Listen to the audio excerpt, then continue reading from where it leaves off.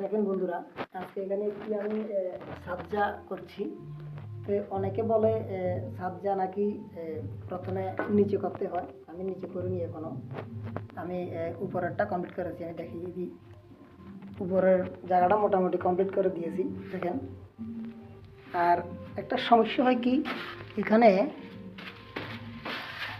অনেক মিস্ত্রি বলে নিচেরটা আগে করতে হয়, তারপরে উপরেরটা খোঁজমাপ দিয়ে মুখটা সমান করতে হয়। কিন্তু আমি আজকে এটা উল্টা করে দেখাবো। আপনাদেরকে আজকে আমি এটা উল্টা করে দেখাবো। কারণ হলো, এখানে যে নিচে মনে করেন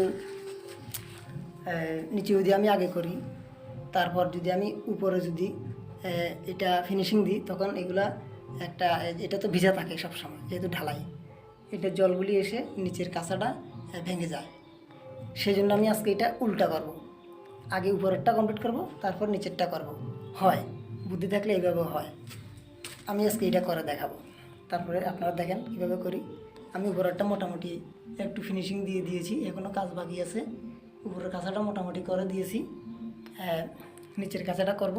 দেখেন, এই যে মুখটা সমান থাকবে, একদম সমান থাকবে মুখটা।